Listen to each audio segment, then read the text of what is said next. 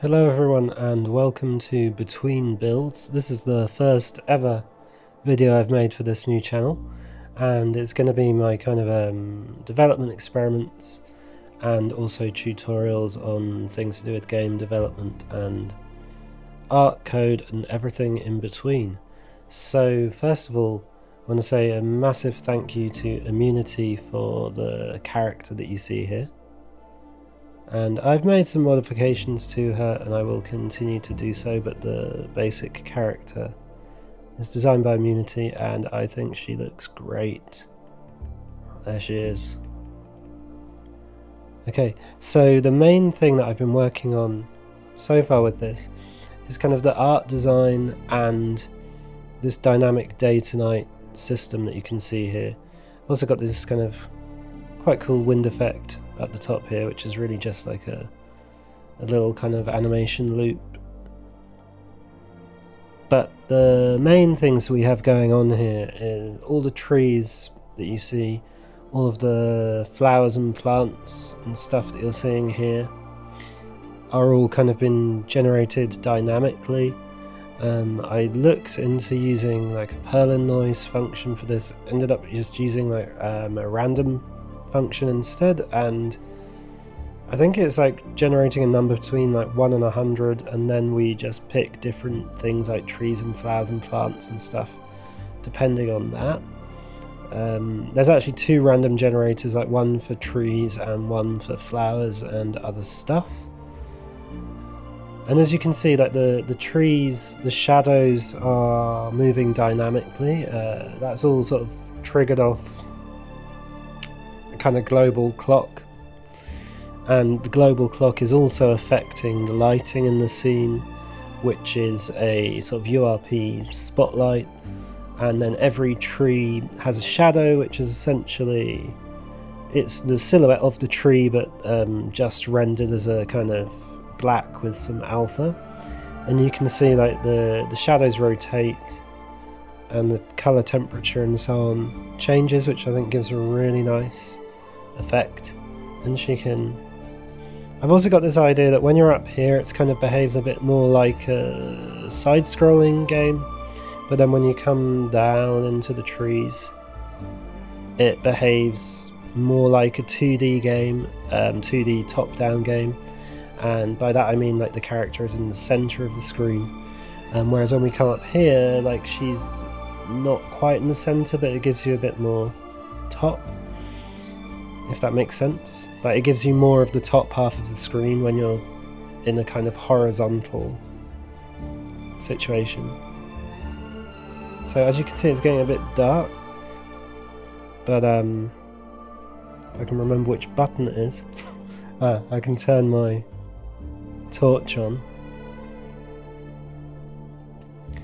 So I'm not exactly sure what the gameplay is going to be like just yet, but I feel like there will be some kind of mechanic that does involve the use of light, and the fact that maybe it's going to be more dangerous. Obviously at night time there's more places for enemies to hide, but there may be more kind of subtle uses for light in this game as well, which I haven't really decided on yet. But I feel like the overall vibe of it, when you're kind of walking through the trees and stuff like this, it feels really, really nice, and I think it feels quite easy to sort of move your way through as well. Like I've got like a little, if I bump into one on purpose, I've got kind of a capsule collider around all the trees and things, so you can bump into them, but then they will kind of allow you to slide past as well, so it doesn't feel like you get hung up on things. And you can also change the zoom level as well, coming in and out like this, which I think is pretty nice, because I wasn't really sure. Like in the end I decided I didn't want to do like a pure 2D game like in the old school kind of way, with pixel perfect everything and pixel perfect camera and no kind of lighting effects and things. I really wanted to use the sort of URP 2D lights and so on, but still retain like that kind of pixel perfect look, even though the game itself is actually rendering at a higher resolution for the lighting and stuff like this. You may have noticed just then when it came back to daytime, the shadows kind of just popped back in. So basically I haven't yet got a nice way of fading those shadows in and out when it kind of gets to dusk, and then nighttime the shadows should fade out and then fade back in, but they sort of just turn on and off currently. But we can fix that. So that little artifact you saw to the side of the screen, I'll take you over here. Don't look at that kind of ugly edge there that I've just drawn your attention to.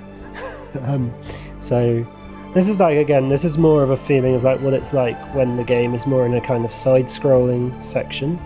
So I have some kind of colliders that when you enter the collider, it tells the game that we're in a more of a side-scrolling section.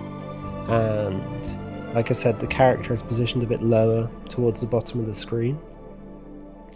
I also got this quite nice water effect here that I created, where I'm basically rendering the scene into a second camera as well, and then rendering that out to a texture which is kind of overlaid onto the water. So we've got the water texture, then that's kind of composited with the camera that's rendering, that's kind of capturing her, and we're flipping that upside down so we get the reflection of her. The difficulty with this is if I come round to the left side, if we come around here, you can see it doesn't work correctly currently if I'm standing on this side. So I need a way to actually maybe flip that camera around depending on which side of the water you are standing. But I also might not do that and just make it a part of the design that when you come to areas of water that you only really can approach them from one side at a time, which doesn't feel like that much of a horrible constraint. It actually feels like it's quite a normal constraint you might experience in a sort of old school pixel art game. So I'm not too worried about that. And that's just the end there. So I'm really very happy with the visuals and how it's looking so far. I really need to focus next on kind of some gameplay, because at the moment it is just a kind of walking sim with some look and feel, and you can pick up a few items, which I already did. But I think I may do there's some more, so we can pick up those items there. She's also got a little rug that she can sit on and watch the mountain and meditate if she wants to. So I might do a second video talking about, in a bit more detail, about how the day and night system works, but the main thing to say is that there is essentially a 2D spotlight that is moving around the outside of the kind of viewable area of the player. So if you imagine at the moment, like, the viewable area is everything that's on the screen, and then there's a 2D spotlight that is kind of moving around just outside of the viewable area of the screen, and that is lighting the scene. The majority of the scene is lit by that one spotlight, which is kind of basically the sun, but there's also like a very mild fill light as well. And then the colour of that spotlight is also changing depending on the hour of the day. So we start off with quite a cold blue, and then we move into sort of more orangey hues and so on for the sunset, kind of golden hour sort of time. And then when we come into the night time, I have not yet created a nighttime sky to swap out and swap in. I would like to do that next, I think. And what else can I tell you about the system? Oh yes, well, all of the trees, like I said, all of the trees have shadows, and those shadows are essentially the silhouette of that PNG, kind of filled black and then with some alpha on it. So in a while those shadows will come back again, but basically the shadow is just rotating from sort of one extreme to the other based on what I've decided. There we go, so the shadows come back in now. So you can see the shadow sort of comes back in sort of pointing kind of minus 90 degrees essentially, and then it rotates around roughly to sort of 90 degrees or so positive, and then around that time it starts to get dark, and then the shadow is just hidden again. So I'm not sure, like, obviously this is probably not super realistic in terms of, you know, like how this would be in real life, but I don't really mind. It's, you know, it's a game, so it's good enough for me right now. And yeah, I think the things that I'm going to do next are going to be look at the night sky and then start thinking about some gameplay for this game, because I can't decide. It feels really cozy at the moment, and I'm not sure if I just want to leave it really cozy and chill and just make it into like almost some kind of, not, I wouldn't say idle game, but like maybe like something around gardening and things like this is one direction I thought about taking it, where she actually maybe creates like Zen gardens and things like this, and it's all quite nice, and you go and kind of collect different plants and things to put into your gardens. That is one idea I had, but then originally I also was thinking of it more as a sort of traditional top-down RPG with probably some skeletons and some monsters and things like that. Okay, this is one little bug that we've got here. You can see the way that tree is on top of the other tree.